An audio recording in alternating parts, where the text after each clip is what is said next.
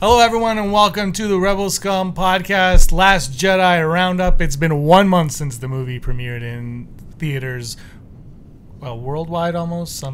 China just got it, but for the most part, China. For the most part. Yeah, no one watched it there. I'm James Razile. This is Rob McDonald. Next to him, Broxmink. And across the pond, we got Andrew Fantasia. Is that what we're calling Brampton now? Yeah, across. Nobody knows where it is. But by the way, if you try to drive to Andrew's house, it will take you about an hour and a half. It is impossible to get to.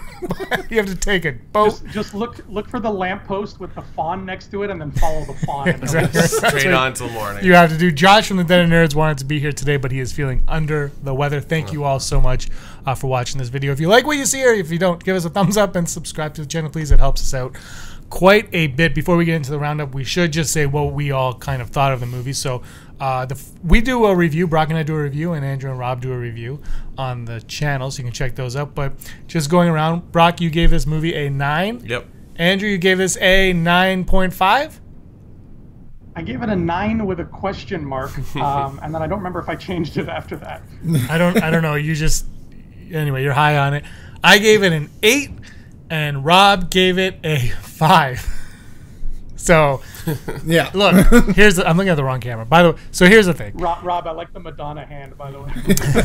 I wanted the actual Michael Jackson glove on. Yeah, if you guys loved the movie, stick around. If you hated it, stick around. Rob is right there with you. So anyway, we're going to go into, we did a round table on American Thanksgiving way back in November, talking about what we want to see and whatnot. This is our roundup. 1 month later, let's look at what we talked about, and let's figure out what we liked about this film and how we felt it fits into the Star Wars universe. First things first, Brock. Yeah. We kind of, sort of, not really, but in a way saw Ignite the Green. Josh was high on it. Are you happy with the Ignite the Green that we got? Yeah, it's fine. It'd be weird if he didn't have the green lightsaber in those flashbacks, but it was fine.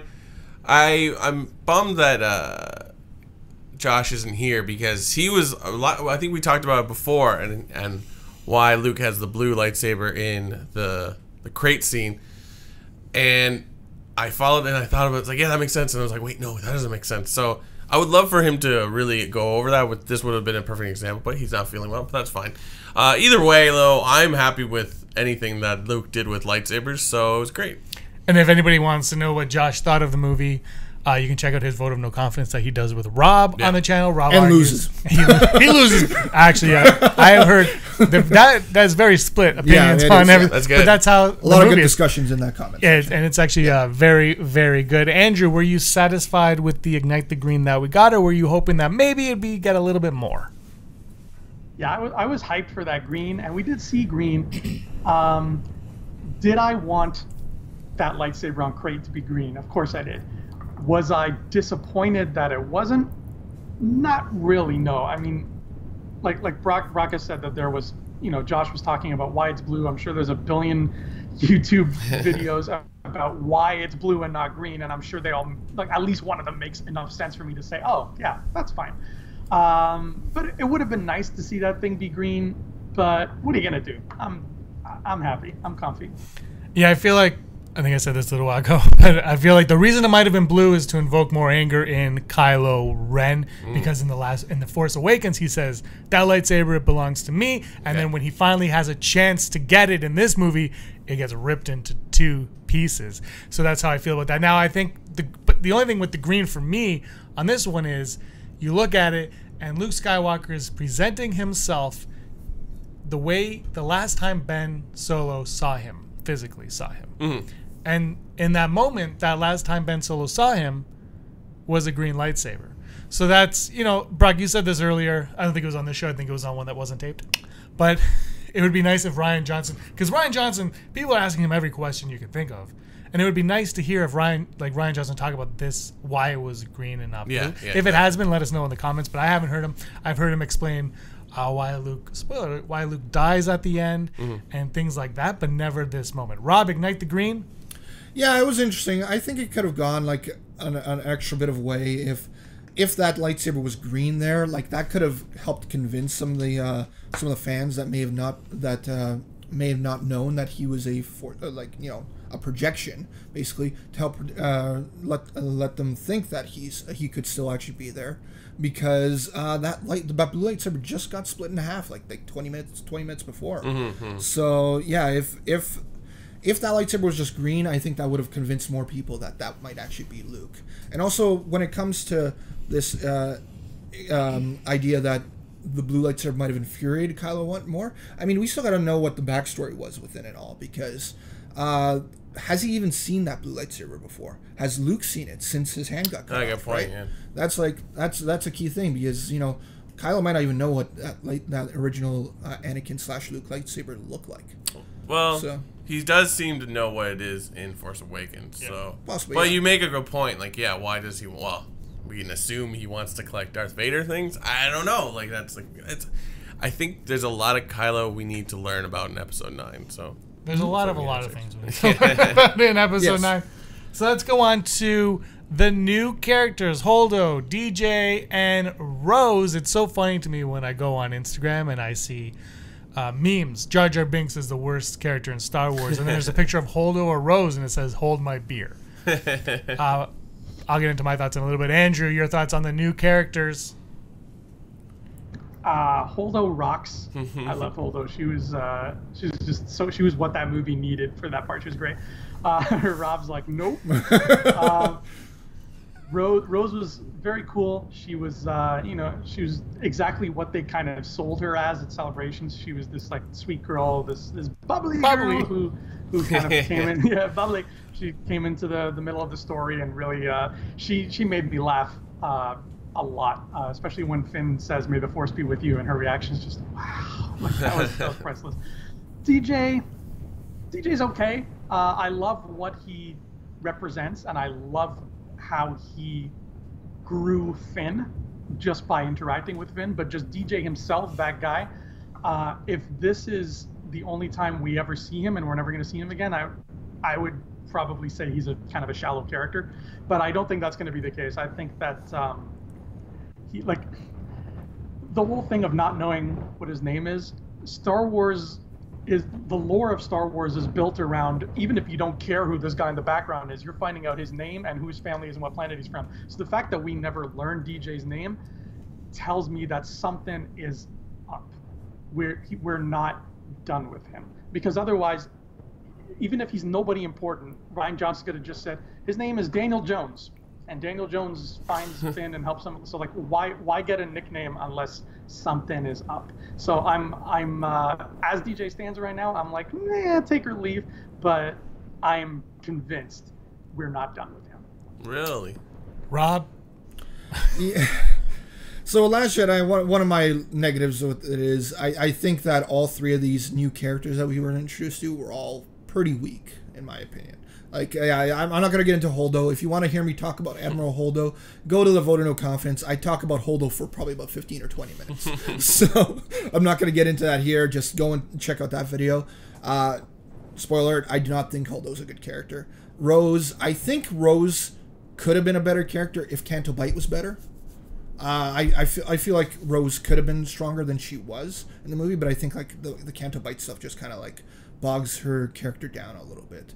And DJ I think on paper was good, but his stutter, man, that really bothered me throughout the movie. It was bothering me, but like on paper, like what the character was written as, like his scene with Finn, like when they're in the ship and then he's talking about like, let's see who this ship belonged to, and then that scene I think was pretty strong, just minus some of the stutter stuff. But yeah, like that in itself, like just showing that he was one of the real gray characters that was in this new Star Wars trilogy is pretty strong. And I wouldn't be surprised if we see more of him, maybe even in animated form. Brock, what do you think of the new characters? So Rob, would you have enjoyed it more if instead of Broom Kid, they ended this movie with DJ appearing on the screen and saying, that's all, folks? No, really, it should be the ending of Usual Suspects, where like the stutter goes away and he's like, he was Kaiser Sensei the whole time. No, and if it ends the way that Andrew says, then I would be thinking that maybe Disney has a lawsuit on their hands from Warner Brothers. Well, in my opinion, I liked all the characters. I love this movie, so blah blah blah blah. But I think the DJ being a stutter, I don't know how it has any bearing on really the character, but I think it's interesting because, you know, we live in a day and age where we have to be super tolerant of everything. So for him to have a stutter, that's like someone with a disability, let's call him that, right? Mm-hmm. And that they never really pointed out or is like, wow, you're great even though you have a stutter. Like, not that they would, but you know what I mean? Like, I feel like maybe the inclusion is to like appease that idea. It's like, well, this is kind of cool. There's a guy with a stutter, and he tricked all the heroes. So I don't know what that says, but that's how I took it. I was like, that's kind of cool. They kind of did that, and we live in a world where we have to, like, you know, I'm not saying we have to, but it's like interesting. So I could agree that DJ would come back. He's very alluring. So Holdo, I think she was there to push Poe's storyline, and I think Rose is going to be more important coming up. Maybe not as a character, maybe she goes away, I don't know, but I think what she represents is important for the Star Wars franchise going forward. So, but again, I like this movie, so your points are invalid. Yeah, pretty much. You're fine. I love DJ. I liked his stutter. I didn't really give a crap about his stutter too much. You know what? Yeah. You know what? One of my favorite movies of the year was It, and the main character in that has a stutter. Oh yeah. So what the hell? Who cares if he has a stutter? I thought it was a cool character trait. Yep. People in Star Wars have weird languages. He was speaking English. He had a stutter. Jar Jar says Misa. He says da. Exactly. That's it. That's all it was for me. That's how I feel. Holdo I absolutely loved. At first I was like, oh god, here we go. And then her character kind of, you know, it did what the whole movie does. It spun it on its head, and that's what I mean. That could either be a pro or a con of this film, depending on how you look at it. Is it twists everything on its head? So that's how I feel about Holdo. Rose, I'm very indifferent towards Rose. I'll see her in 9 if she comes back in 9. That's fine with me. I wasn't like, you know, because Rian Johnson's like, you're gonna love this character, and I was like, I don't really love the character. She's the character. Yep. And Rian Johnson recently said that originally it was Finn and Poe that go on that mission, and he said it was very boring. And so Rose was created for that storyline, really, and then for that line at the end about love and kissing Finn and the reason why my dad hates the movie. But so that's where I am on Rose. I'm kind of indifferent towards Rose. She's a character that I think could like if you take her character in 9 and you do something more with her, she has potential to grow, definitely. Holdo obviously can't grow at all. And I don't think we're going to get DJ again. I don't think we're going to get to know DJ's name at all. The reason being is we know him as DJ, and I think that's enough for everybody.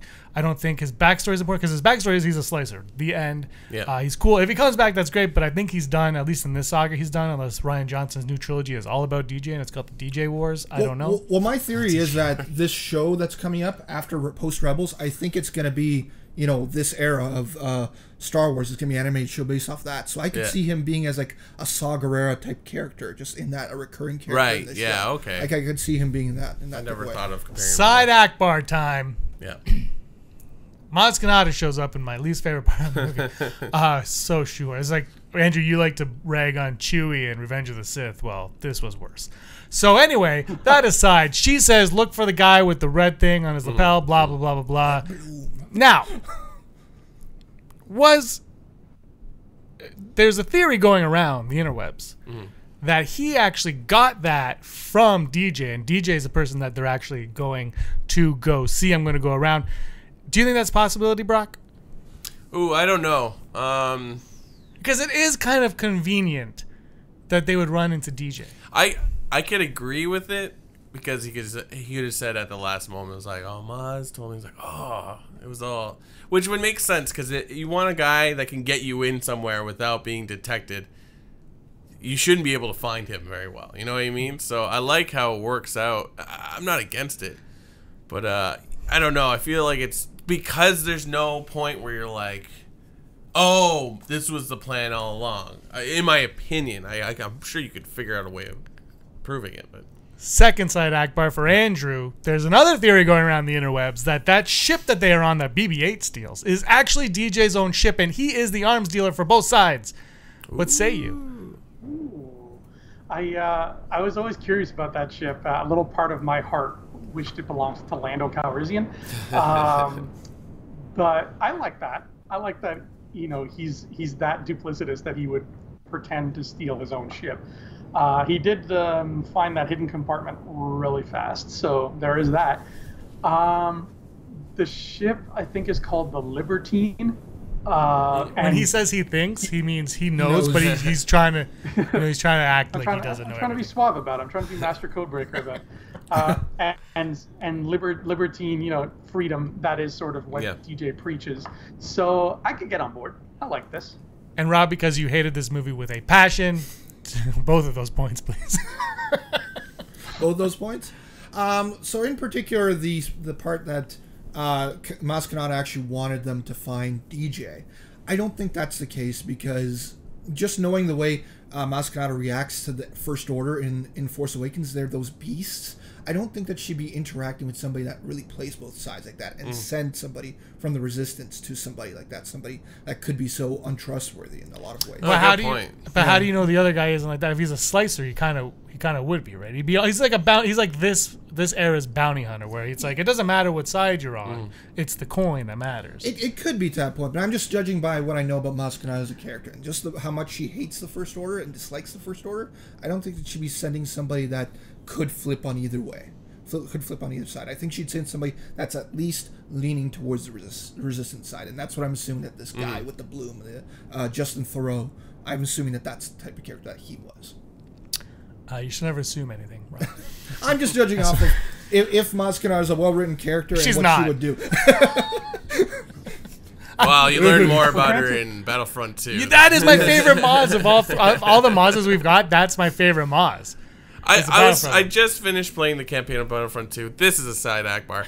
But as I was playing it, it's a great story, and I'm like, well, if you didn't like Last Jedi, then just play Battlefront 2, because it's that's a fun story. Battlefront 2, Andrew, you might appreciate this. You haven't played the campaign yet, right, Andrew? I'm in the middle of it. Oh, he's in the middle. This is what I wish the Aftermath book was. It's Battlefront 2's story. This is what I wish it was. All right. Always. Back on to everything. A little green friend returned in this film named Yoda. It looks like he's had some food to eat because his cheeks are nice and puffy in this one. Let's talk a little bit about Force Ghost Yoda. I was so happy when he came. Now, my one thing, when we did our roundtable back in November, we all said, what do we hope to see in this movie? And I said, I really want Anakin. And this movie, more than any other movie, the presence, with the exception of Snoke mentioning it early on, the presence of Darth Vader wasn't so much felt throughout in a lot of ways. And so now I really wanted Anakin. Was I disappointed Anakin wasn't there? When the camera's panning over and you see that Force Ghost, I'm like, oh, it's Yoda. And then it's like, oh, is Anakin and Obi-Wan beside him? And I think it would have been cool to have those two in it. But I also, Ryan Johnson said it's too hard because it's Ewan McGregor. It's not Alec Guinness, and we know Force Ghost Yoda or Obi-Wan as Alec Guinness, so I kind of understand where he's coming from on that one.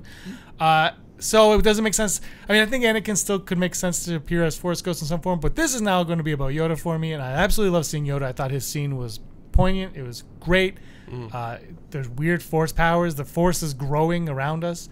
He interacts with Luke. He gives Luke one final lesson. And I really like this scene. There's another scene that I actually never talk about that is actually probably my favorite in the movie, aside from one that we'll talk about in a little bit that Rob hates. But the R2-D2 scene that's not on this list, I don't think. I absolutely love. But anyway, Rob, Force Ghost Yoda. Was this at least something you liked in the movie? Oh, this is something I loved in the movie. This was my favorite scene in the movie because, it was a callback to Empire Strikes Back, and I freaking love Empire Strikes Back and just having a Yoda train Luke and just be this mentor. And again, just the moments where in this movie, it's like he treats him again like almost Luke still is that child in a certain way. Like Luke seems like he's wise throughout this movie to Rey, but then as soon as he gets in a scene with Yoda is by far the wiser one still, no matter what. Yoda still knows way more than Luke ever will. He's so more balanced with everything and knows exactly who he is. There's also 870 years between them. It's true. It's very true. That's a very poignant point. But yeah, it was and to having Obi-Wan and Anakin in it, I just feel like Obi-Wan could have been there because, again, he could have helped guide Luke in a certain type of way to where he wanted to. But I think that just having Yoda be the one and the one that really, really like Obi-Wan trained him, but Yoda really told him what the Force was, more so than Obi-Wan did. And those are some of my favorite scenes in Empire Strikes Back. And the fact that he still taught Luke more than more stuff that he needed to know, and probably still could have learned a lot more from Yoda, is amazing. So I love that scene. Brock, like Force Ghost Yoda? Oh, I loved it. It was great. It was just, it's funny when you watch it. It's like, this is Empire Strikes Back Yoda. I mean, well, obviously, because I believe it's a puppet. Yep.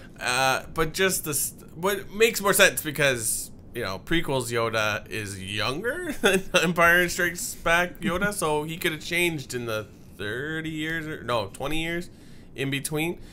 I thought it was great. I had zero problem with him controlling lightning. I just like, oh, he's part of the Force. The Force very Bendu winds around everything, so why wouldn't he? My question is, if we get another Force Ghost, will they know as much as Yoda? Or is Yoda just like, once you're in the Force Ghost, you kind of, is it like, you know, when we assume when you die and you go somewhere that you become enlightened to a point where you know all the answers. But Yoda is not, Yoda's still being himself. He knows a lot because he's been around a lot and he's a very wise Jedi.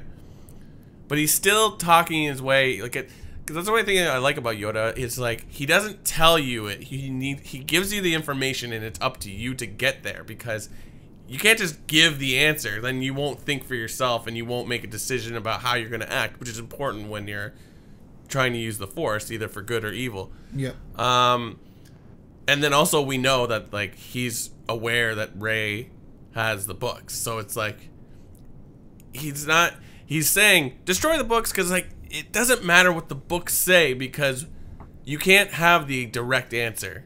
You have to find those answers yourself. Page turners, they were not. Yeah, exactly. And like, he's making points like, just because they're ancient doesn't mean they're right. They were written at a different time. So, and the Force is evolving, or we wouldn't say the Force is evolving, but how we use the Force is evolving. So it's like, don't think about these guys are like, we're like 1,000 years ago. So do you think when he says page turners they were not, he's referring to the prequels? Oh. I don't know. That's a good question. Because you need, like, because Rian Johnson, the thing I'll say about Rian Johnson, love him or hate him, is he did respect what came before him. Yeah. Even though people are like, he gave a big, you know what it is? It's like, to break the rules, you have to know the rules. Yeah. So Rian Johnson, you can argue he hates Star Wars, whatever, but he broke the rules, but he knew the rules going in. Yeah. Sorry, Andrew, we'll get to you in a sec. But he appreciates the prequels, but he also says, look, you need them. They might not be the most entertaining thing, but you need them. Andrew, Green, Yoda, back. I don't know what. Oh my God, yeah. Of course, I loved this. Just the minute we panned over, and the music just building up, and then you see those years. And Rob, you said it, man. Like, Luke is the wise old mentor in this movie, so we think. And then the minute he gets up on that stump and sits next to Yoda, he's like, young Skywalker. He's still that boy. And the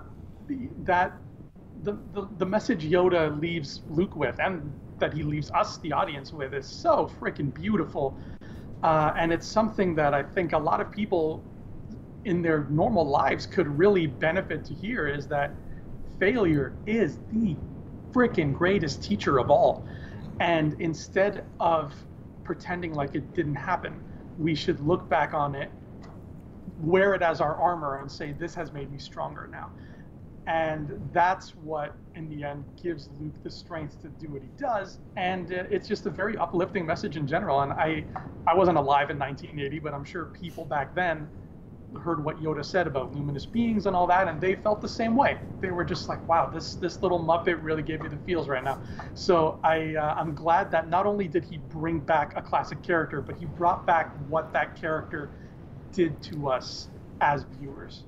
And it was a great finale for Yoda, I think, above all else. I don't think we're going to see Yoda again. Going forward, I really hope we do so. But going backwards we will, I would assume. But going forwards, I think he's done. I think he's going to fight the ghost of Count Dooku. Well, that's obviously. Oh my God! Don't even start. No, I think look, Yoda's done. If we're moving on from everything, Yoda's done. That's what I say. And this was a good ending. We'll go back in time and we'll see more Yoda in the prequel Yoda. All right. love has always been the key to Star Wars. Don't turn us off. A lot of people wanted Reylo. Brock, one of my favorite things about doing the year in review was our first reactions to hearing Reylo. And you're like, what? Reylo? I've never shipped before. I know. It made me laugh. I think we saw Reylo in this, but Andrew, I'll start with you. Reylo, yay or nay? Now? Nay. Now I think there was a moment in here comes the hey. Now I think there was a moment in Last Jedi where both of them were open and ready for it. But now I think we're at a point where Kylo might still want it, but Rey, she's closed that door. She's like, you killed your father, first of all. You almost killed your mother, and now you killed this man. Like, honey, no, you're not. This isn't happening anymore. You are destroying all these people who have come into my life and have taken care of me. No. So I think that the conflict in this one is going to come from, in 9, I mean, is going to come from, one party being down. Because in the first movie, you had both of them, we hate each other. And in the second movie, you had both of them like, hey, you're kind of cool. But then now it's going to be this sort of dichotomy of like, please join me. And like, no, I'm not going to join you. And the tug of war that's going to come from that, I think, is going to be really fun to watch. Brock, your thoughts on Reylo? I knew he was trouble when he walked in. Taylor Swift, play that song. No, I loved where they went with it. Like, obviously these two are connected in some way.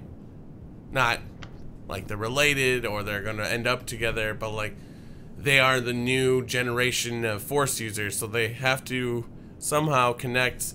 I think it's great. I think it's and Rey, up until the second that lightsaber bursts into 2 pieces, is willing to give him the benefit of the doubt. But then she sees him for what he is. And I think it's important that, like, Kylo acts the way he does. Because I think, as much as we want him to be redeemed, I don't think we need that anymore. Because then it's just like, well, he's Darth Vader, so he redeems, he's good, blah, blah, blah, blah. But because he walks that border of, like, you feel for him. And, like, you hate him at the beginning, you love him in the middle, and then you hate him again at the end. You're like, oh, wow.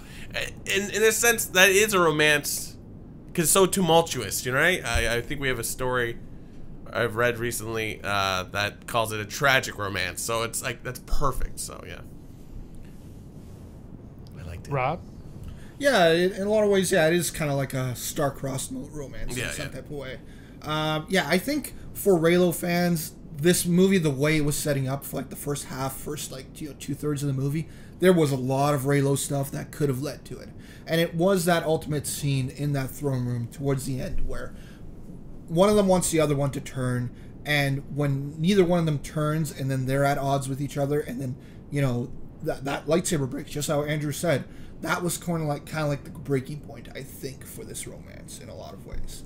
Like, and especially that leading to what Kylo did, going to Crate and doing all that stuff, leads to another one of her mentor figures dying in Luke Skywalker. Again, gives her another reason to not like him, to not be with him again, because now he's killed 2 of them. He's killed both Han and Luke in a lot of ways. So again, if he had not been there with the First Order army on Crate, Luke wouldn't have died, because he wouldn't have had to sacrifice himself. So, I mean, yeah. So there's a lot of things in its way, and in a lot of ways, Kylo has almost turned completely. The only thing that's really redeeming in The Last Jedi of Kylo is the moment when he doesn't shoot on Leia. Really, that's about the only part that I think that he showed some sort of light still in him. But for the most part, everything else was just all darkness. Well, even when he's sort of like, you're nobody, but you're somebody to me. You don't see that as a moment of kindness, or is he manipulating? Oh, yeah, well, I think he's manipulating her, but I think he also does want this. He also wants to be with her, but he wants her to be on the dark side, and that's simple as that, because he knows that he's not going to. He doesn't want to switch, at least. See, I'm of a different mind on this. I think the Reylo is in this movie because it's in the second movie of every single one of these, the bad guys wanted the good guy to join him in some way. It's Dooku and Obi-Wan and Dooku was Obi-Wan's master's master, and then you have Vader and his son. And now if they're not related, what is it? It's definitely the love connection that they have. So it's got to be like, I want you to join me, like we're perfect together. And then when he says you're nobody but you're something to me, I think he's being absolutely genuine in that moment. And it's not about the dark side, I don't think. It's about, because Kylo isn't dark. He's like this light and dark, and he's like, I can't figure it out, I don't know. And he's so powerful because of that. And it's almost like, and we're gonna talk about it later, but I absolutely love it because it's like, he's like, I just want, he's Anakin. He's like, I want peace, and the way to have peace is to join me. We'll let these guys hash it out. They will kill each other. They're all going to be gone, and then it's just going to be us, and we're going to rule everything, and we'll make it the way we want it to be. And I think that is so perfect. And it's exactly what I said. It's like, you need the prequels. But Yoda says, because of that moment, because that moment tells you the Anakin Padme thing, where Anakin's like, look, we're gonna rule the galaxy. We could do it together. And then Vader tries to do it again. And now Kylo, as we'll talk about later, like I said, but Kylo now he's finished what Vader started to. Like he's just, but he needs Rey to help him finish that. So that's where I am on the Reylo. It's not Reylo, but it's Reylo because they're not related, and Star Wars is all about love and family and whatnot. So the only other way to get to that for me is for them to have this connection with their hearts. Yeah. That's how and let's be real. Let's be real. We got teased a very nice little Rey Poe love connection happening here. I mean, you've got this handsome man who is the best star pilot in the galaxy. They're going to be spending a lot of time together. I can think of like 8 jokes involving the word cockpit right now, but I'm going to keep it clean and not say any. There was a cockpit joke in the movie. Oh no! But that's a thing that we have to consider going forward. Is they're spending time together right now as we speak. Without Kylo, he is the jealous boyfriend. X. And it's funny that Poe like ended with him saying like her introducing herself to Poe, and then Poe says, "I know." Well, the thing, Andrew, have you read the Force Awakens novelization? I listened to it. That's the only audiobook I've ever listened to. They meet in that book. Yeah. Mm-hmm. Canon. I think what we're now heading towards is maybe the novelizations of the movies aren't canon. No. Pablo Hidalgo said for the prequels anyway that the only parts that are canon in the prequel novelizations are the parts that happen in the movie. We're going to do a video called The Problem with Canon because I don't think they know what's going on. Yep. Let's talk about my favorite part of the movie, and they know what's going on. You know what I mean. Rob's least favorite part of the movie, Brock and Andrew, they're sipping Kool-Aid right now, so it doesn't really matter. And that is Snoke's death scene. I love Snoke's death scene. If you want to become the leader, you take out the bad guy. The one thing we know about Sith is the Sith always take out their master. This is so perfect. It plays out so perfectly. There is a downside to it, and that's that we don't know anything about Snoke. And the difference between Snoke and Emperor, like I said last week, is that there is emphasis put on Snoke. There's no emphasis ever put on Palpatine. Ever in the original trilogy. They never mention the Emperor until, they mention him. He dissolved the Senate. Yep. Vader talks to him, but it's not. There's no emphasis on him whatsoever. Whereas Snoke, Leia says it was Snoke right off the bat. Luke says it was Snoke in this one, and that's the one difference. But Snoke dying is the I am your father moment of this trilogy. Yeah. That is what this is. This is Kylo Ren taking the lightsaber, slicing his master in half, leading the galaxy now. Like I just said, the supreme leader is now Kylo Ren. He just fulfilled Vader's destiny, or his own personal destiny, and that's why it's perfect for this film. Rob, disagree with me. You want me to disagree with you? I can absolutely disagree with you. I don't like this Snoke stuff. I just felt like the way Snoke was just put together in Force Awakens and in Last Jedi was just in a way where just they tease you so much. I know that he was just, again, subverting expectations for a lot of this movie, but this is one that just annoyed me to no extent because I wanted more Snoke, and I wanted to see Snoke and Luke. I wanted to see more Snoke and Rey. I wanted to see that Snoke and Snoke's recruiting scene where he gets Kylo somehow from the midst of Luke's school. Like, how does he do? But why would you get that in this movie? Why would I get that in this movie? Yeah. Why not? This movie's 2.5 hours long. Where are you going to put it? Well, there's a lot of I got to cut you off here. Snoke actually doesn't steal Luke from... No, Brock, you know I'm going to go with this. Because I sent you this. Don't put me in with this. No, Rob. I love you. No, here's the thing. Snoke doesn't steal Kylo from Luke's Academy. If you go to StarWars.com, what actually happens is Snoke trained Kylo Ben before Luke got to him. That's why Rob. Yeah. So Rob, I'll let you finish. What? That's on there. Yeah, But anyway- but like that doesn't count. If we're talking about the movie, like, Well, then- that but- feels but- like it doesn't count until but- you yourself say if it doesn't happen in the movies, it doesn't happen. It doesn't, It's but an I- extra nice little bit. But like, No, I don't but know, he's man. just arguing that because like he wants to see that happen, but that never happened. That's the thing. Is you can't want Wow. something to happen that doesn't happen. But I'm not disagreeing with you. I'm just No, saying but the it's other like thing a is- little piece that I've never read it, so. but we've also I've never never either. but we also never been told that I Snoke like steals. I believe you, but like I haven't read it, so but therefore. and how is that an we've argument? also never seen Snoke steal. Like we never heard that Snoke stole Kylo away from Luke in that. Oh no, but we do have an indication that while he was there, obviously Snoke got to him more while he was there, even if he met him before he went there. Obviously, he was there, and what Luke was training him, and I'm assuming that Snoke was whispering into his ear or doing something as well, because that's what turned him to Snoke in general, as opposed to Luke just taking away from Snoke. So this just in general, just kind of like, again, they set up Snoke in such an interesting way. Like, the fact that they introduce stuff that's never been possible with a character from the Force before, where he's literally able to connect two people to the Force. Two people. Like, how much easier would that have been for Palpatine had he just been able to do something like that in the prequels? Like something like that, like a ability to do that, and who knows what else he can do at that point. Just makes me go like, holy crap! Like, how powerful is this dude? How much more can this person do? But then he gets cut in half.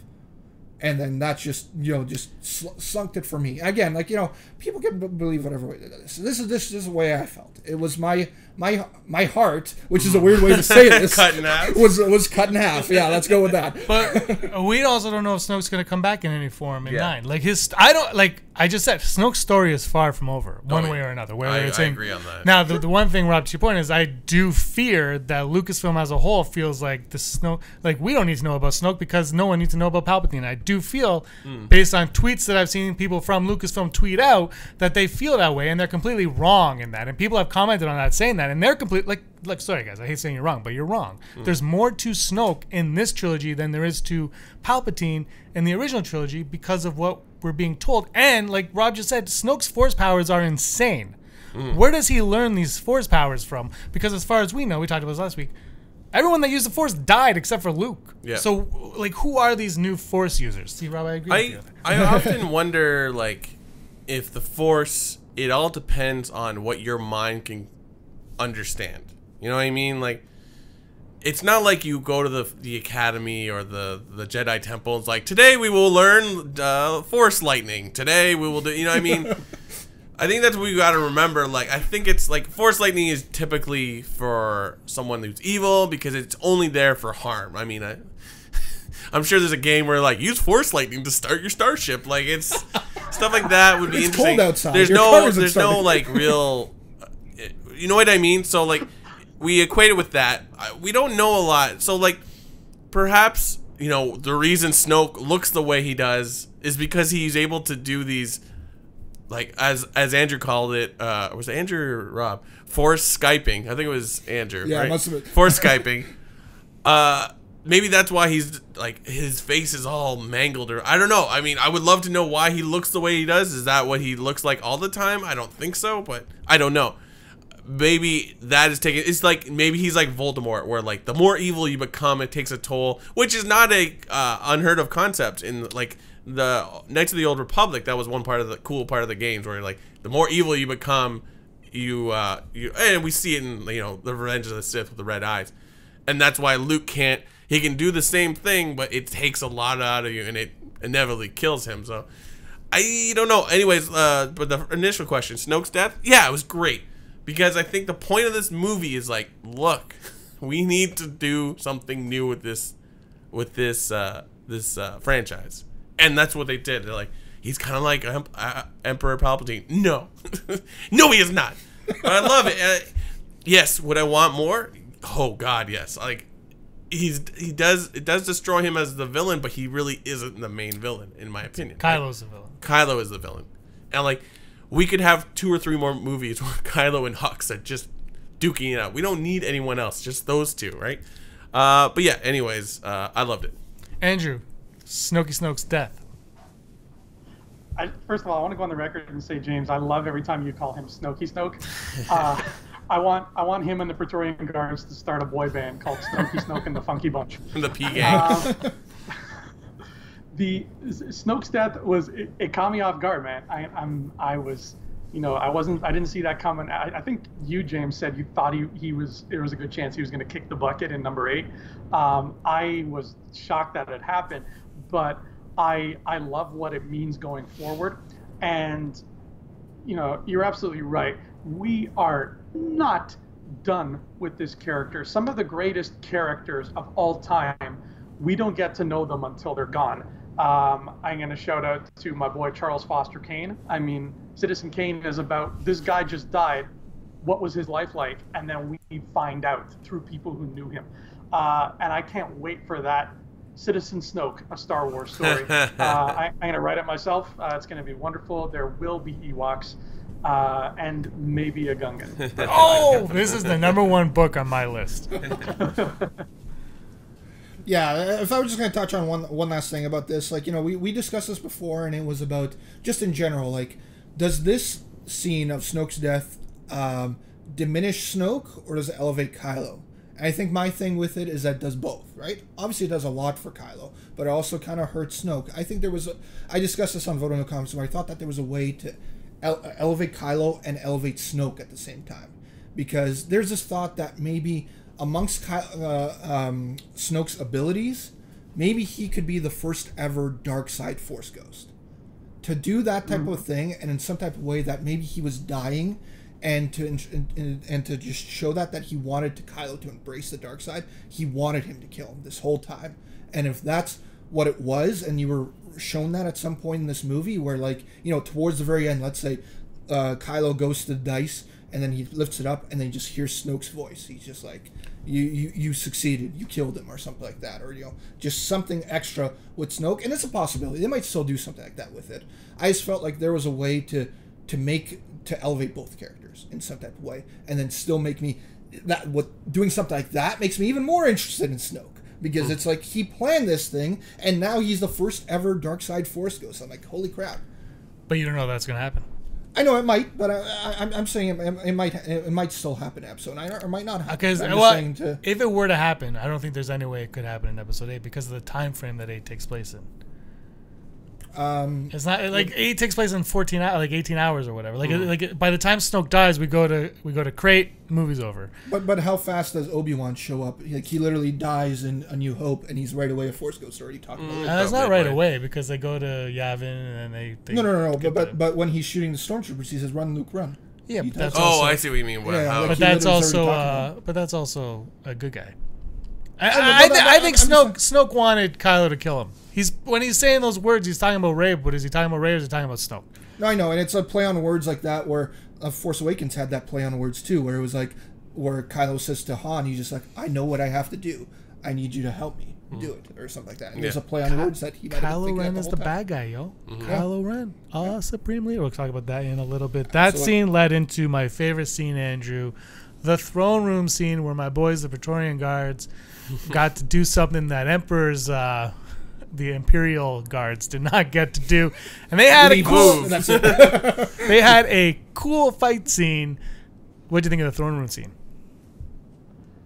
I want the toy of the one with the whip so bad. We are adults. I saw someone online with it.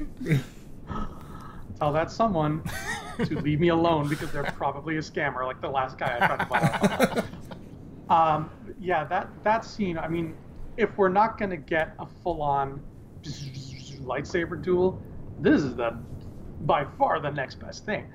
This is, I think, every fight fan's dream come true, is like multiple exotic weapons, just like in this smorgasbord of fighting. It's, again, in true Last Jedi fashion, it is a Star Wars tradition done in a way we have never seen it before. And just the look of it, especially just, that opening shot, the slow-mo and Rey on Kylo's back and them coming at them from both sides. I want a poster of that, man. That is gorgeous. So anything about that fight, from the moment it starts to the moment it ends, that's just like, that is going down in history as an iconic Star Wars scene to me. Brock? Oh, it's great. Everything about this movie it's great how like the use of red constantly through this movie, and especially in that room, the Praetorian Guards, crate, even when they're on like dreadnoughts, it's always like red in there, or maybe typically all the Empire, but definitely in like the dreadnoughts, it's just a red light. Just like hunt for red October. I loved it. Yeah, sorry. I want to see Russian Sean Connery in this movie. Oh yeah. Welcome to the Dreadnought. No, that's a different movie. I love the fight scene. It's great. Even though people are like, "Oh, she's a Mary Sue. She's fighting." It's like, no, I like. She's sloppy. He's trained. Like she can fight, but she doesn't fight like a Jedi yet, per se. Yeah, she's scrappy. Yeah, I loved it, and I've seen it 4, maybe more times by now. I don't know. I've seen it too many times, but every time I've seen it so far, when they have the fight, and it ends where Kylo puts the Skywalker lightsaber through the eye of the last Praetorian Guard, it always gets a laugh. It always gets a laugh. It's like, a lightsaber just went through somebody's head. Why are you laughing? Well, it was the second time I saw this movie where somebody literally brought up he went, oh, like yeah. It's more of a like, oh, that was crazy. Like, but yeah, the lightsaber battles in this, I wouldn't say are the best, but they're like, wow, that was cool. That's what this movie should be. It's just, wow, that was cool. Rob? Yeah, it was a lot of cool stuff. Like that fight scene was the best part of that throne room for me, obviously, for reasons that we've already talked about. But yeah, that fight scene was really good. It was really well done. We didn't get a lightsaber fight, or at least a traditional lightsaber fight in this, but we got this scene. And this was just as good as any of the lightsaber fight scenes, even not better than a lot of the lightsaber fight scenes in other movies. So this was really well done, and I love the guy with the whip, like Andrew said, that moment where he's got the whip on Rey and he's just pulling her closer to him, and like, you don't know what he's going to do to him, but then she finally does something I've been wanting people with the lightsaber to do at all times. It's like switch hands with the lightsaber and do something else, stuff like that. Like, obviously that doesn't happen in the original trilogy because budget reasons and stuff, and just the ability to do stunts back then was a whole lot more different. But yeah, it's an awesome scene, absolutely. Yeah, I love this scene. I love Praetorian Guards. We all know that. I'm very open about about that. They're moving up there with stormtroopers on my level of awesomeness. I love this scene. To the Mary Sue Rey point, I will say I personally don't think she's a Mary Sue, but I also think that this movie did not help her in any way with people who do feel that she is a Mary Sue. Now, that fight scene, that's like arguing the fight scene in this one, and my biggest problem with Rey has always been the mind trick scene. I talk about that all the time too. Yeah. That is still my biggest problem with Rey because, she can't fight with a lightsaber. Why not? She fights with a staff. It's the same stupid thing. It's just one's light blade, the other one is whatever the hell material that is, Plagueis' staff or whatever. Like she knows what she's doing. She's not well trained or well versed in it, but she kind of knows how to handle herself because she lived on her own for so long. So I have no issue with that. And let's not forget that Kylo was like dying when he was fighting her. He was bleeding out on the side. Chewie got him pretty good with that powerful. And like you just said, she's like, also it's fun, so who cares? Yeah, because it's like if they were using the Force, it would look like an anime fight where like they don't come in contact with their like auras. It's gonna be like Dragon Ball Z where they just beat against like a Force whatever, right? This is like oh yeah, why wouldn't you just like constantly? Well, maybe they know. Maybe the Praetorian Guards know the Force. Maybe. Because we don't know how. I don't know. We don't know because we don't know what they are. Snoke is so exactly, and that's why they're so awesome. But that's what makes Star Wars Star Wars. Ren. They're not. But that's what makes Star Wars Star Wars. Is you have these characters, and now we can get 1 million books on them and comics and this and that, and you're like, in the movie they do their job. Now we can accept. The only thing in the throne room scene that I was kind of hoping would happen was when Kylo extended his hand for Rey to join him. I was like, Rey, chop his hand off. Oh, yeah. Chop it off. Do the Star Wars thing. He is a Skywalker. Lose a limb. Because everybody was like, Rey's going to lose a limb. I was really hoping Kylo would lose it because he is the Skywalker bloodline. I was really gunning for that. It did not happen. So Rian Johnson is a failure. And then she cuts his hand off. Then she lowers her sunglasses like, you looked stomped. Yeah!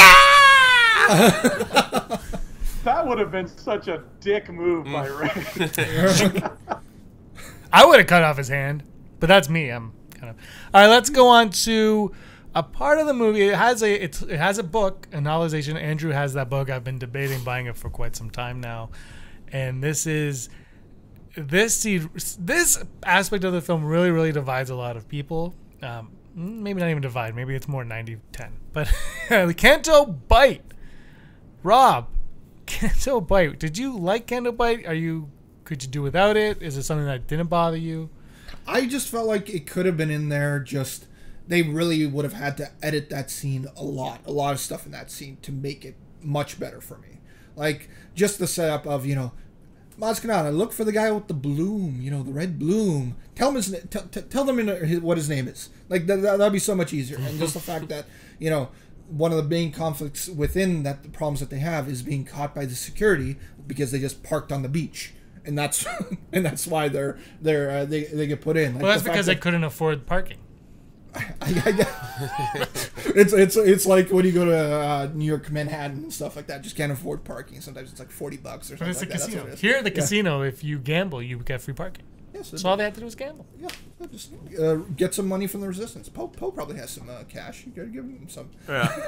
But I'm just saying, like that part, and the whole this whole movie seemed to in general have this anti animal cruelty message in some type of ways. Oh yeah, very much. Right, So. like with another awesome scene which we're not going to talk about, like Chewie eating the porg, and to the horse beings, which I can't remember their names. Five ears. Yeah, those things, and just there was multiple things in there that just were kind of weak. If we had spent less time over there in some type of way, or we had done some other way, like I would have been interested in Andrew's script where it's like this turns into Casino Royale, and Finn has to get into the high stakes tournament and win the tournament against Justin Thoreau or something like that, or something like that. So that would have been interesting. Andrew, apparently, I found out just about a week ago that the initial rough draft had them sort of doing that Casino Royale thing with the Codebreaker guy, with Mr. Bloom. How they kind of. They have to go into the nightclub part of the casino, and they're dressed in disguise, in swanky clothes, and he's on stage playing a piano, and then they connect with him in a very James Bond way, and he's like, look, if you want my help, I have this rich duke, and I'm trying to get microfilm out of his hotel room, and they go on this whole mission with him, and he gets humorously killed very quickly, and that's how they get thrown in jail. And I really, it sounds much better really than a fun. Parking infraction. Yeah, it sounds like a lot of fun. It probably would have, tacked on another 15 minutes onto this movie, but I'm not, I won't complain about length. And Rian Johnson has said that the cut we saw is the best cut. But Dan, that does sound like a fun time, and it does give us more room to play in this casino, which I think we kind of missed out on. They literally used, and that was filmed on the 007 set in England. That is the biggest interior set that they have, and that was used for all the old villain layers on 007 movies back in the day. So they had the giant space with this giant world that they created, and we saw maybe a minute and a half of it, and 40 seconds of that minute and a half was that little guy trying to put coins in BB-8. So Canto Bite really sort of got the short end of the stick, especially considering how beautiful it is and how detailed it is. That's why I want to see it come back in Han Solo really badly. Brock? Visually, it's cool. I kind of want to go to Dubrovnik now and see if I can find that alleyway. I remember seeing pictures because I feel like the first like leak things we saw were all from Canto Bite, and it was that street. That alleyway. Yeah. And seeing aliens in tuxedos kind of threw me off, but once I finally saw it, it's cool. Except for that, I think the only thing I don't like about that scene where you see the push in the casino, there's like this little guy that has a face, not the dealer or whatever. It doesn't look real, but that's, who cares? They have to make up characters. But Canto Bite, I think, as a whole, like even the whole storyline of Rose and Finn is like, I feel like that whole point of that was like, we can't do this fun adventure thing anymore. Like, I mean, they could, but think about it. Like, it feels like Poe and Rose are like an homage to the original trilogy, where it's like, we went into these seedy places and like we figured it out and we escaped danger and it just always worked out for us. And I feel like that is pointing out, like, these hijinks don't work anymore, because it's like, look at Finn and Rose walk into this casino looking like Resistance members. They don't like, oh, maybe we should dress up, maybe we should try to fit in. They're just like walking around. It's like, of course the security found you immediately. You stuck up like a sore thumb. Like, and like the idea of like, yeah, it is weird that they park on the beach and then they get towed away, or well, it gets blown up, or but like it's like, yeah, you have to think about what you're doing here. It's not like, oh, it's good for like Finn's character, because Finn constantly screws up because he's just sort of like figuring it out as he goes. Yeah. He's the everyman. It's great. But I feel like they're saying there's got to be more to it, where like you know, Canto Bight is like the cantina in New Hope, where it's like, it is the worst place in the world. You walk in, it's all elegant and what have you.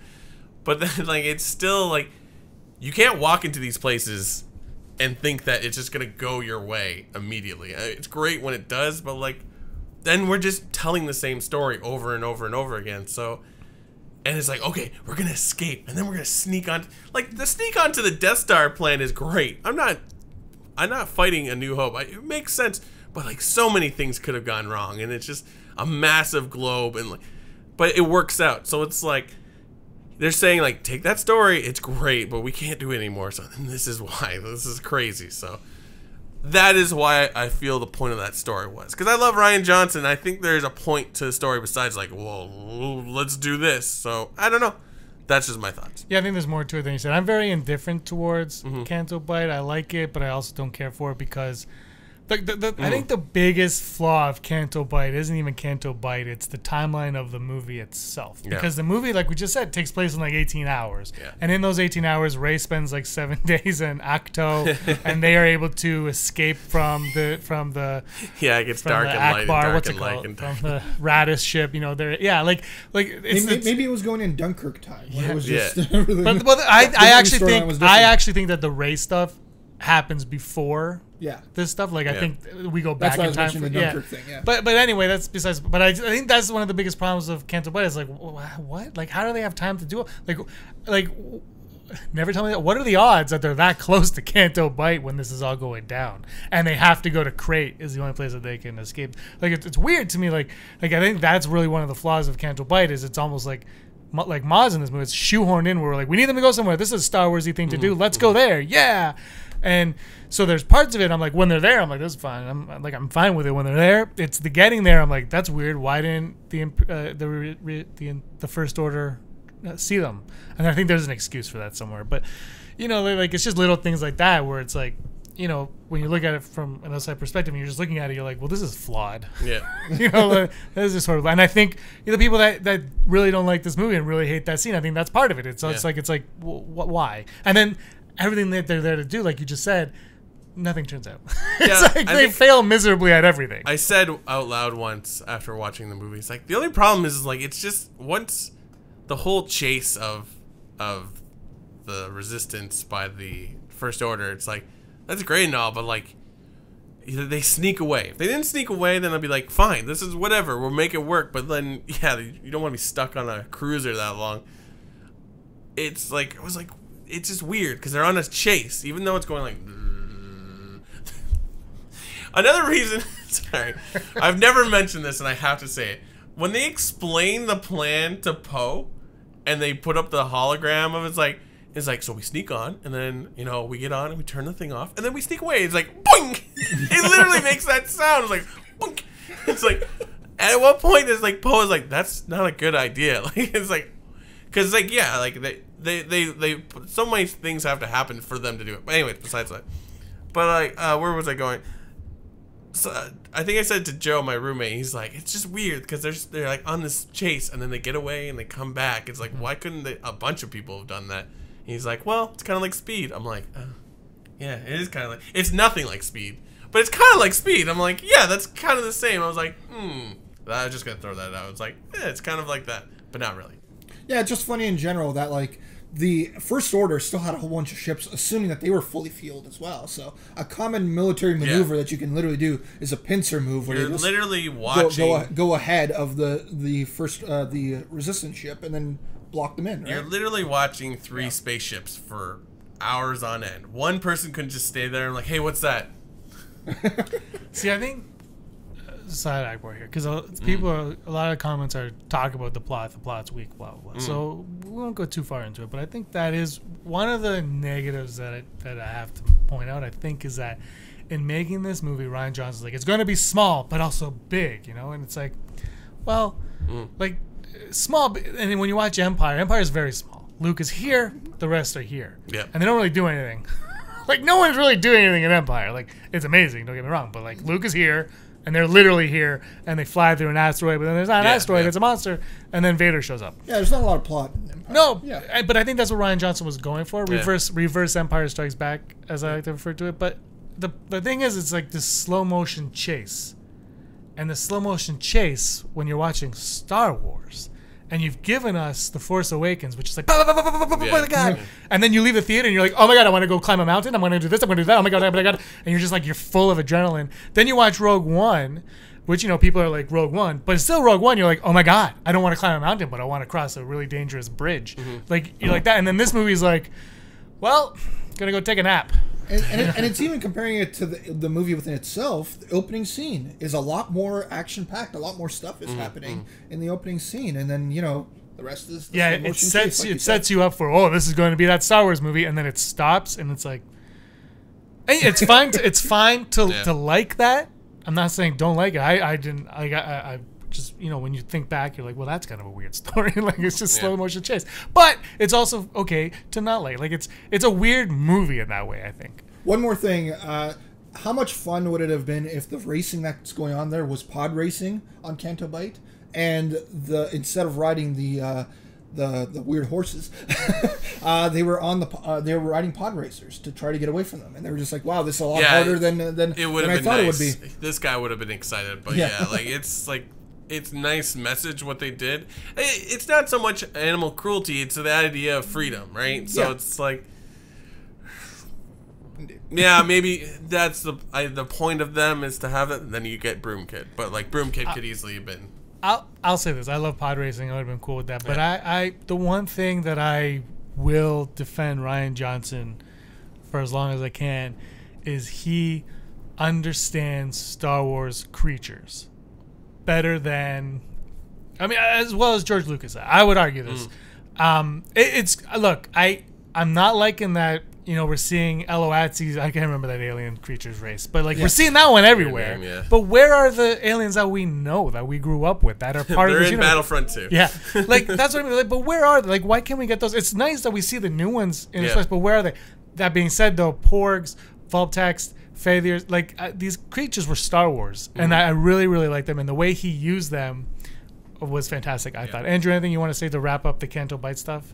Because we spoke. Yeah, you're on Skype. I was going to bring that up. That was exactly what I was going to bring up. Is I think we saw like 400 aliens in that casino, and 0 of them were species that we've seen in the past. That's like, you can throw a Biff in there, you know. The same thing with Maz Kanata's the mold exists. You can put that mask on, and like that mold is there. So it's a little bit, you know, it's a little bit of a bummer to not see what you like there. I hope going forward we start to, now we have so many new species. Let's start mixing them with the old. Like in episode 9, don't give me another bar scene where there's 53 new alien species whose names I have to memorize. Like, let's start kind of mingling them together now and showing this universe sort of coexist. If the pod race thing, Rob, that would be neat. I think that now, at that point it would have been Wrench Kid instead of Broom Kid. I could get behind that. I think it just adds on to the idea that, like, you know, they're creating something new every time, right? They don't want to keep putting in old stuff, so it fits under that same umbrella, I think. So okay. Let's 3 topics to go. Let's start with Brock on this one. Old Man Luke. Yep. What say you on Old Man Luke? I liked it. Please don't unsubscribe. No, continue to subscribe because I am bold. And italics. I liked it for what we set up in Force Awakens. He leaves. Something happened. He leaves. Everybody tells them nowhere. He went to the most unfindable planet. So you have to explain that. Why did he do that? Because, I mean, I know this is not really a question. That's the next one. Something has to happen to where he is shaken. And that makes sense that something went bad and he's just like, no more. I'm done. I am done. Because quite frankly, I don't know if you remember A New Hope Luke, he's kind of a whiny bitch. Oh, no, really? Language. I never heard that before. No, really? Yeah, very much. Never heard it before. He's very whiny. And I thought only Anakin whined. Yeah, there's hints of it. Oh God, there's hints of it in the scene with Yoda where it's like he almost becomes himself again. Where he's like, Master Yoda, we can't do that. So it's like, but Master Yoda. Anyways, but it makes sense. He acts the way he does because he's faced with a huge problem where he can't solve it. You know, like he can. It's like, oh, the Death Star's blowing up, and I have to save my father. Yeah, okay, no problem. But it was like, wow, I screwed. There's not even a problem. He screwed up, and he can't live with himself. So he just goes away and becomes grumpy about it. So that makes sense. I think we need to know a little bit more about what happened in his academy. Like, I feel like him and Kylo are the most unreliable people to listen to because it's sort of like, wow, da-da-da. And so the story we get on all three different viewings of that flashback, and it's just like, who's telling the truth? Like, I don't understand. And also, he doesn't have a master per se to talk to our knowledge. Andrew froze. He doesn't have a master that we can talk about. That we can go to. He's like, yeah, that's good. You do this and what. So like, it makes sense that he just like, well, I screwed up and now I have to suffer. It's like, no. And then you get Yoda. So it's like, my question is he ever talking to Obi-Wan or Yoda in those 40 years? I don't know. Someone pointed out, they're like, I didn't have a problem with Luke being miserable in this, but they're like, and this is what they said. They said that they found that it's the same as Logan, and they thought that Logan pulled it off a lot better with how they treated the Logan character. Mm-hmm. And I was like, I can't really argue that. One thing, I was talking to Josh yesterday about this, and I was like, you know what, the thing is, and I was talking to another video, I've said this a few times, where it's like, it's that the humor of Luke is almost like he milks a cow. And the thing is, it's like, no matter how many times you watch it or how you try to defend it, he milks a cow. Yeah. And it's almost, and then he plays it off for a laugh. The way he drinks it, he's like, ah, and he's got like a blue, he should have had like a green mustache. But like when you do that, the mentality of the viewer changes. I've said this for like, I feel like that just throws you off. And the minute that throws you off, you're like, I'm not on board with Luke anymore, because Luke wouldn't do that. And I'm not saying that's what I feel, but I think just in the back of a lot of people's minds, that's where they were, and they feel like that's a problem with their Luke Skywalker, is that he milks a cow. And it's so, like, every time I think about watching the movie, I'm like, well, I got to sit through Leia in space, which we're not talking about today, because that thing is just like, I don't really have it's weird. Like, it depends on how I look at it. Mary Poppins, but it's the milking the cow that I'm always like, why does he milk a cow? There's another way to show how far he's gone and off base he is without being that visual on it. It's like he's the crazy character like Yoda, the old hermit. But sorry, Rob. No. Technically, your turn to talk. But it's like Luke has to do everything the complicated way. Yeah. Like, he can't just. It's like everyone tells him what to do. I mean, Obi-Wan tells him, like, well, we're gonna go in the trench. And we have there's this point where you can shoot and it'll blow up. So just use your aiming. It's like, and then he turns it off. Like, what are you doing? He's like, I got it. It's like, what if you miss? You just became a Jedi yesterday. Like, and then, Empire's like, no, I can save him. It's like, Yoda's like, you cannot save him. Like, you will put yourself in danger. He always looks for the complicated way to go about it. So, like, fishing. Fishing is like, well, I'm going to jump across. It's like, one, it's to make him look crazy. But it's like, what are you doing? You are a Jedi Master. Just pull it out of the water or whatever. The Also, he was disconnected from the Force. At the Oh, time. sorry. Did I Yes, say good that point. right? Good Yeah, point. yeah. The one thing that I just want to end in my thought was, again, when I was talking to Josh about this, is it's come out that Luke was on that cliff at the end of The Force Awakens to commit suicide. He was there to kill himself. So, if that is the case, and Luke is there to kill himself, and then Rey shows up and he storms, like, I can't do it now. She's here. This ruins everything. He storms off. When you look at it from that perspective, all of a sudden, him milking a cow, fishing, doing that weird stick thing where he goes from one, like, just acting like way over the top, almost kind of starts to make sense, because he's like, you piece of crap. You have ruined. I came here for a reason. You now are ruining why I'm here. So I'm going to make everything about this experience for you miserable, and that includes milking a space cow. Yeah. Rob. Well, yeah, I think just speaking about that part of it, I think the design of what that was supposed to do was just supposed to show, I think, how Luke was surviving on this planet. Because again, like, what's he eating? What's he doing? Like, how is he possibly, surviving as a human being or a space human being, whatever you want to call them? Humanoid, is that what they call them in the Yeah, but dictionary? you just don't have to show visually milking a cow, which No, I know. throws a lot of people off. I know. It was the comedy of it. Like, And then why can't it just be a cow? You know what I mean? Yeah, or cow-like, where it's like, okay, that's just like, those look like human breasts. Yeah, like, it's really graphic. I think that's the thing. More than anything is how graphic looking that is. I guess I consider that at the level of the three breasts in what's it called, the Arnold Schwarzenegger movie. Don't mix franchise. Total Recall. Yeah. Total Recall. There we go. But anyway, speaking about Luke's one of my favorite characters in the entire thing, and I didn't find his old man Luke to be too miserable or stuff like that. Like, I bought that in the story. There was just one scene that made me think that wasn't Luke. That wasn't really a Luke thing, and that was a scene that we already talked about. His actual moment of igniting the green, and where he was seemingly going to kill Ben Solo. We're talking about that next. Oh, yeah, we're talking about that next. Well, there you go. I'll put that little nut right there, and you guys can snack on it later. We'll go to Andrew. We'll go to you first on the next one. Okay. Oh, okay. Scumbags, I'm gonna get real with you for a second here. This might get emotional. Old man Luke. Yeah. I'm gonna go see the movie tonight for the third time, and I am more than anything else excited to see Old Man Luke. Like, I can't wait. I don't even care about like Poe and everything at this point. I just want to get them to the Luke. He doesn't care about Poe. The reason why is that when I saw these back in the day, the first ones when I was 7 years old, and I think every kid seeing them could probably agree with me on this, is walking away from that original trilogy, my thought was, God, I want to be like Luke Skywalker when I grow up. He's my hero. And now I'm technically an adult. And By definition. We're talking about getting toys. By definition. And when I saw The Last Jedi, I know this is going to sound really weird, but I walked away from that movie, I think the second time I saw it, and I said, when I'm an old man, I want to be like that. Not crazy on an island. Not crazy. He really wants to milk that cow.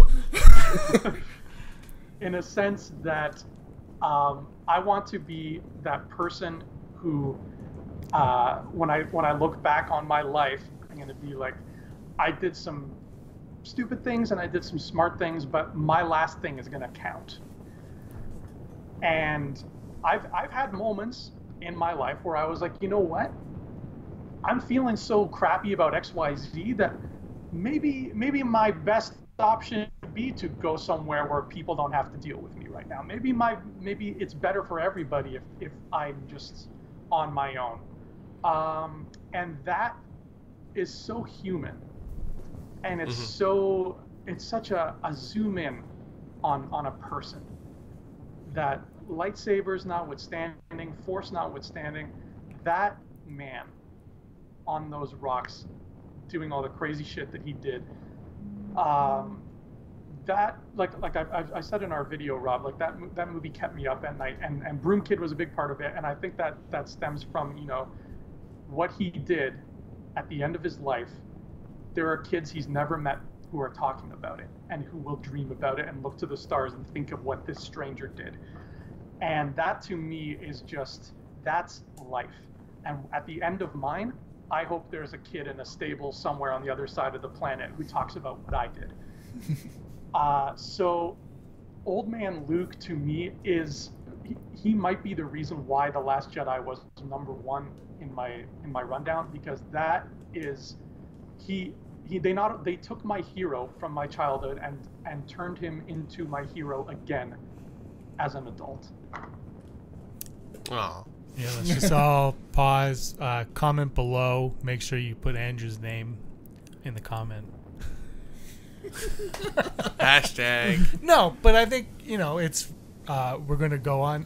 Did everybody speak to that point? Yeah. Yeah, we all did. So let's go on to our next point, which is igniting the green in that scene with Ben Solo. Yeah. This is, Mopey Luke is one thing. This is another hot topic. Rob, you started on this one. Why don't you continue your thought? Yeah, so the nut's there now. Now you guys can take it. Here I go. Yeah, this was the only scene that I felt like was not Luke to me. The fact that, he explained it, that he was just like, I thought about it for a fleeting second and it went away as quick as it did. And that's the way he described it to Rey. But just the idea for me to think of that Luke would kill a young boy. I don't know how young they were supposed to make him seem like it was. Obviously, it was still... I think he's... Andrew, you might be able to back me up. I think he's like 23, 24 at the time, Ben would have been. Probably. Yeah, based on bloodline. Mm. Yeah. So, okay. So when did he leave in Bloodline? When does he leave to join Luke's... well, Bloodline takes Academy. place six years before Force Awakens, and Kylo's supposed to be 29 or so, Oh, okay. He's 29. Okay, I didn't think he was that old in the movie, but regardless. He's 10 years older than Rey. Rey's 19. Okay. I think.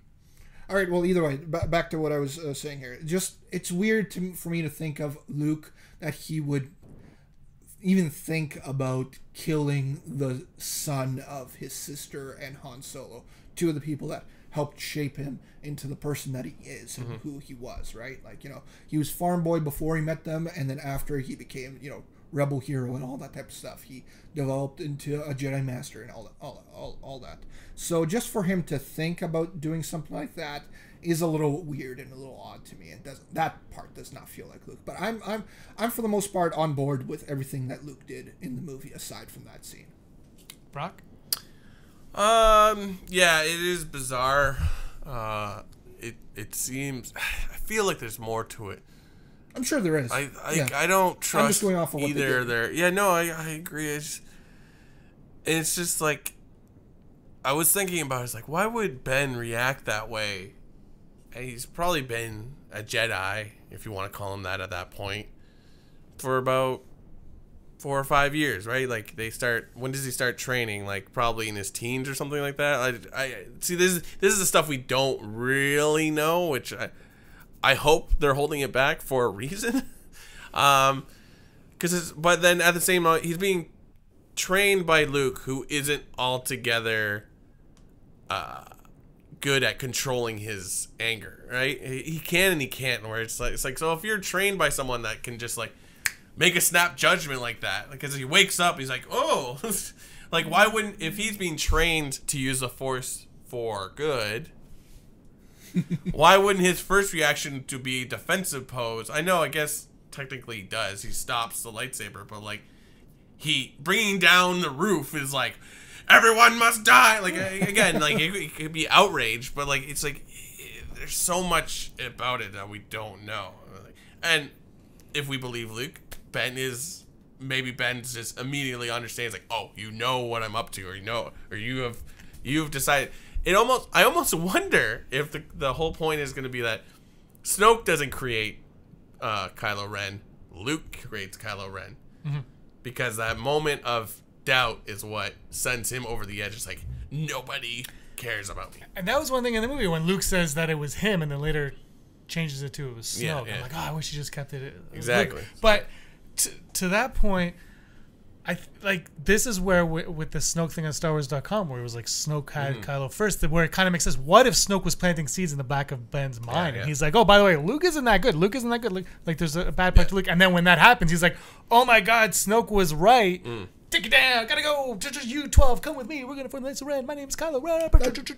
That'd be an interesting thing, because that would also mirror the Anakin thing, where he thought that Mace Windu, for example, was this all good person, and he considered killing Emperor. And it fits right along. Exactly. And Kylo Ren is really on this Anakin trajectory, which we've talked about, before. So I'm not gonna say too much about this scene. It's one of those things where, Brock, I don't think we're gonna get too much in terms of film. We're not gonna get too much more on it. I just don't. Because we're gonna, episode 9. We did this episode this week, episode 76. What now? What's episode 9 about? And really, where they go with 9 is dependent. That's how we find out if we're gonna get more Kylo, if we're gonna get more Luke, Snoke. All that backstory is, if they jump ahead 5 years, what's the point of giving me that backstory almost? You know what I mean? So anyway, that's something else. Check out episode 76 for that conversation. Andrew Fantasia, igniting the green. Did you talk about this already? No. There's the Mortis episode in Clone Wars. There's a scene where Anakin gets a vision where he sees himself in the future being Darth Vader and all the terrible stuff he does, and it drives him insane and he goes nuts. And thankfully they wipe his memory of it, otherwise he would have been wrecked. I think that whatever Luke saw in Kylo, if it was anywhere close to as bad as that, who knows, he probably saw Hosnian Prime and those other planets and all that death. He probably saw something along those lines, and it was enough to scare him to the point where he got as far as he did, where he got into that hut and had his lightsaber in his hand and turned it on. And again, that just goes back to how human this dude is in this movie.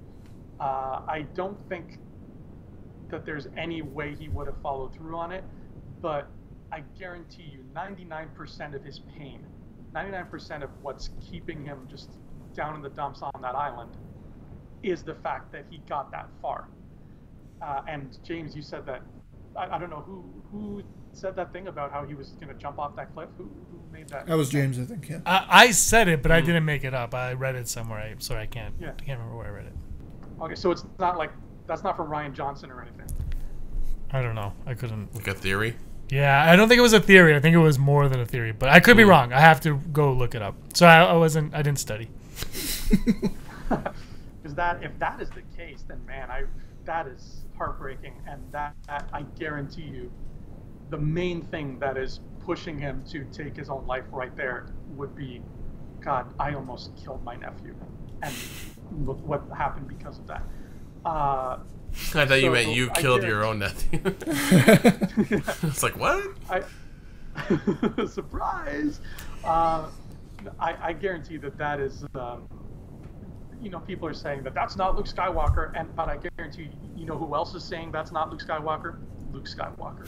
So he's right there with you. Very well said. Our final point is my favorite part of the movie. Supreme Leader Kylo Ren. I cannot tell you how ecstatic I am that a villain became a villain. He has not been redeemed. Sorry for everybody that wants him to be. I do not want him to be redeemed. I want him to be the Emperor of the universe. I've said this months and months back. I was like, I hope the next trilogy is just Kylo as the Emperor. You know what? Look, everyone knows I love my bad guys. Kylo Ren is up there. He kills his master to become the master. He fulfills. He finishes what Darth Vader started becoming. And that, we all question what he was talking about. Is it to kill the Jedi? It is to become the leader of the universe. And I love it. That is what I love. That is what I want more of. Brock, are you on board with Supreme Leader Kylo Ren? Oh, yeah, that's great. Yeah, it's like, the thing about it, Vader is the big bad, and then he's kind of taken away in Return of the Jedi, where it's like, oh no, there's someone else above him. Even though the Emperor is mentioned, and you see him in Empire Strikes Back, you're like, oh, this guy he's second in command. So it's sort of nice to see. Because it's especially with the way the Sith work, it's they're always competing with each other when you think about it. So it's no. Gets rid of that guy that's doing nothing. He's just I'm in charge, and I'm gonna force Skype you if you don't pay attention. So no, I think it's great. And even though he's in charge and more powerful than Hux, I think they're still gonna butt heads. I definitely hope that we see what we see in the first two movies and the third. So yeah, it's great. Andrew, I'm really excited for this because, like, I know they're not Sith. Snoke and Kylo are not Sith. That has been spelled out. But they really adhere to that whole dark side formula of, you know, if you're the apprentice, your job is to wait for the right moment and then kill your master so you can take the power. You know, one to hold the power, one to crave it. And Rob, like, I know you and a lot of other people were not happy that Snoke got killed when he did. And I think that that exact thing is going to be what bites Kylo Ren in the ass come episode 9, is that, yes, you're supposed to kill your master and take the power when the time is right. And I don't think it was. I don't think Kylo was ready for all that power. And now he has the power, he has the galaxy in his hand, but that's not a stable person. He doesn't know what to do with that. I wouldn't give that kid a loaded gun. So his conflict in 9 is going to come from, I guarantee there's going to be a scene in 9 where he's sitting in his quarters just being like, God, why did I kill Snoke when I did? Oh, I messed up. And like, there was probably so much more that old man Snoke had to teach him, and now he's just like, well, damn it, I have to learn that on my own. And I remember coming out of Force Awakens, I was very vocal about how I loved the bromance between Finn and Poe. Coming out of Last Jedi, I love even more the bromance between Kylo and Hux, as twisted and sick as it is. And I can't wait to see more of that. Like, these two sort of, maybe they're not equals anymore, but they're not afraid to, you know, yell at each other like brothers. I can't wait for that to be more of a thing. Rob? Yeah, that's an interesting point that you just made, Andrew, about how he's not ready for that power to a certain extent, because in a lot of ways, like, his first moment of power is when he's commanding his crew on Crate, and he does a few, like, very questionable type decisions. The fact that he just, like, hey, all those TIE fighters that you have shooting at the rebels who are coming on the skiffs or whatnot. I'm not sure what those are called exactly. He's like, all of them go for that Millennium Falcon and supposed to shooting at those skiffs. If he had just done that and Finn had gone through with destroying the thing, sacrificing himself, that would have, their weapon would have been gone, right? As opposed to taking out these things that are a little bit more of a threat at the moment, because they would be taking out the ground troops. So yeah, he was already making some semi-foolish decisions, very, like, passionate decisions, because it's stuff like, oh, I hate that ship that's connected to my father. Yeah. There's Luke, shoot every blaster you have on there. That one's not as risky at all in any type of way. That's just simply kill Luke. But still, yeah, I think this brings in, because regardless of the fact, is that regardless of what I think about what happened with Snoke, it's good for Kylo to be the bad guy. I agree with James. I want him to fully embrace being the bad guy, because one of the funny things is, one of my friends, he just saw Force Awakens, and his wife is a big fan of Girls, and he watched the Force Awakens, and he just said, that's the guy from Girls, and he just thought he got taken out of the movie. He did not see him as Kylo Ren. He just saw him as the guy from Girls. And that's why he still has not seen Last Jedi. I keep encouraging him to see that, because I think that this movie will change his opinion on that to a certain extent, because I think he steps out of that a little bit. Love or hate The Last Jedi, Adam Driver is a hell of an actor. Oh, You yeah. can't just equate him to the one thing he first started out on. Like, come on. No, yeah, and it wasn't a benefit to him, because again, he only really got 2 scenes without the helmet in Force Awakens, right? That's true. Yeah, in this movie, he pretty much has the whole movie to show him that he is not this person. Yeah. He is Kylo Ren. So it was a good thing for him, and yeah, I'm almost hoping that in Episode 9, in a certain extent, like, you know, we know that he butts heads with Hux, and to think that amount that he butts heads with Hux is kind of like, he seems like he's the person that Snoke hired to be like, you know, his general, right? Yeah. I'm almost thinking a certain way that in Episode 9 we might find out that Kylo hires somebody else, and he's going head to head with Hux. Like, he hires his own person. You're fired. Example, right? We want to go in a different direction. Yeah, or, like, you know, still keep him in there. I almost think that there's going to be somebody else that's in higher power that's going to butt heads with Hux at the same time. Yeah. That's going to be loyal to Kylo Ren. Yeah, Andrew? Never tell me the odds. Exactly what you said happens, Rob, and then a bitter Hux joins the Resistance. Possibly. Yeah, he could become the Resistance's Callus from Rebels. Yeah. He could But Andrew, you've read the books. Do you see Hux flip-flopping like that? No, he's a giant douchebag. Don't get me wrong. I mean, he is 7 different kinds of prick. But he, you know, there's the enemy of my enemy is my friend. And if he hates Kylo as much as we've seen he does, any attempts to get him out of the picture, because one thing that we have to remember about Hux is he has, if there's one person in the universe that he could call his friend, it was Phasma. Mm-hmm. And they liked to conspire together, but they conspired together to kill Hux's dad, and a bunch of other people. And Phasma was all about, not about choosing sides, but about who is going to keep me alive. Where does my survival lie? And that's where I'm going. And I think that rubbed off on Hux. So if he starts to see that, oh, you know what, this Rey girl, her and her army, they have a pretty good chance of getting rid of this guy I don't like. I think we're going to see, you know, Kylo, I'm going to, just going to go to the grocery store. I'll be back in a half an hour. And then it's just like flying to wherever the rebels are. Hey, I have some stuff you want to see. I know where he keeps all the good shit. So I wouldn't be surprised. And the cashier at the grocery store is Dexter Jetster. Oh! All right, guys, thank you so much for watching our Star Wars The Last Jedi roundup. It has been a month. We will probably do this again when the movie's on Blu-ray and we all change our opinions. Before we leave quickly, Andrew, Brock, Rob, James, are we all sticking with the number that we gave it? The 9-ish for Andrew, the 9 for Brock, the 5 for Rob, the 8 for me. I'm going to say yes, Brock. Yep. Andrew? Yes. And let's end it on a downer. Rob? Yeah, I am. I'm sticking for it for now. All right. Yeah. Hey, we like what we like. We don't like what we don't like. Who's wrong, who's right, doesn't matter. It's all subjective. Thank you so much for watching, everybody. And Brock, you've always been scum. Rebel scum. Hey scumbags, thanks for watching. Don't forget to give us a thumbs up on our video. As always, please subscribe to our YouTube channel, Rebel Scum Podcast, for all the latest videos.